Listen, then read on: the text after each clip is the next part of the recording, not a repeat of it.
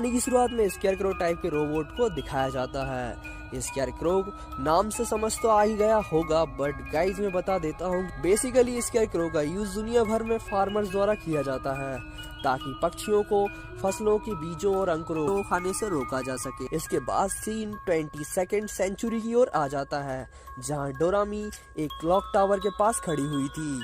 उसे वहीं scarecrow type का रोबोट दिखता है जो मूवी की स्टार्ट में दिखाया गया था। वो किसी को फूल देने के लिए फूल कलेक्ट कर रहा होता है कि तभी 11 बज जाते हैं और तब वो भागता है। तब डोरामी देखती है कि वो अजीब सा रोबोट कुछ भूल गया है।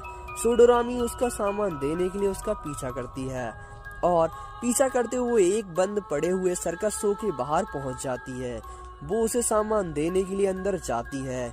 अंदर एक दरवाजे खोलने पर वो अंदर की ओर खींची चली जाती है, जिससे वो एक नई जगह पहुंच जाती है।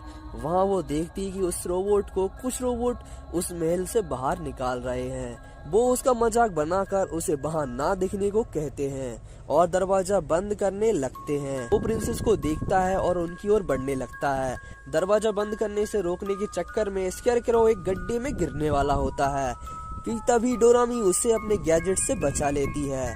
फिर वो एक दूसरे से बात करने लगते हैं। वो रोबोट अपना नाम क्रो बताता है। वो बताता है कि वो राजकुमारी से मिलना चाहता था और उनसे बात करना चाहता था, लेकिन वो ये सोचकर कि वो तो एक स्केयरक्रो है और साथ ही वो सोचता है कि उसे इस हालात में राजकुमारी जी से नहीं मिलना चाहिए। तो डोरामी उसे समझाती है और उससे कहती है कि उसे हार नहीं माननी चाहिए और वो उसकी हेल्प करने का डिसीजन लेती है। फिर वो दोनों बैम्बू कॉप्टर से उड़कर उस महल की ओर आगे बढ़ने लगते हैं। आगे वो रोबोट एक दीवार से टकरा जाता है। दोनों के आगे बढ़ने पर वो देखते हैं कि प्रिंसेस का महल अजीब तरह से अपना शेप चेंज कर रहा है। तो वो रोबोट बताता है कि ये महल अपने जादुई होने के लिए मशहूर है। फिर वो ज्यादा ना सोचते हुए आगे बढ़ने लगते हैं और हमें पता चलता है कि उनके ऊपर वही रोबोट्स नजर रखे हुए हैं। उन रोबोट्स में से एक रोबोट उन दोनों को एक टनल में खींच लेता है और उस टनल को पानी से भर देता है, जिसमें वो उस टनल के अंदर खींचे चले जाते हैं।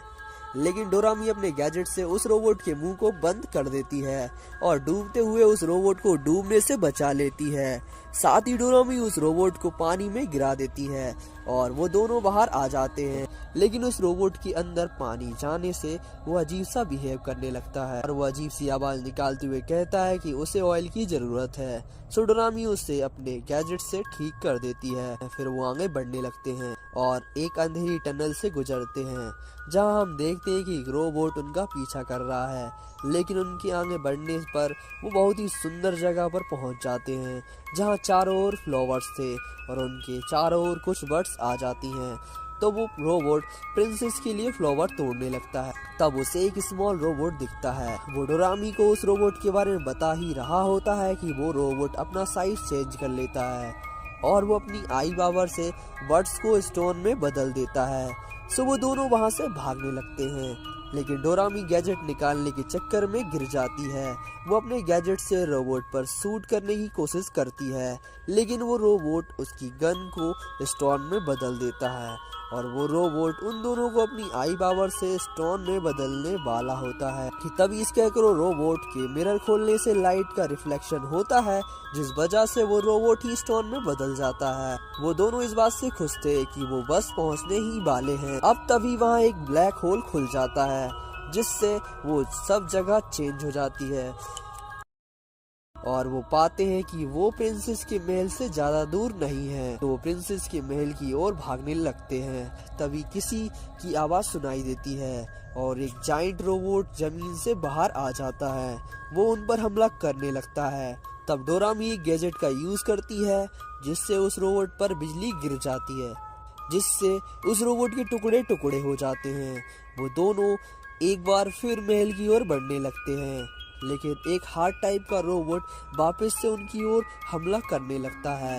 लेकिन इस बार स्केयरक्रो रोबोट अपनी गन का यूज करता है और उस रोबोट के टुकड़े टुकड़े कर देता है और उस हार्ड टाइप के रोबोट को गन में भरकर दूर शूट कर देता है। अब वो प्रिंसेस के महल के गेट के बाहर पहुंच चुके थे। सो अब स्केयरक्रो रोबोट गेट खोलने के लिए आगे बढ़ता है, लेकिन वो गेट नहीं खोलता।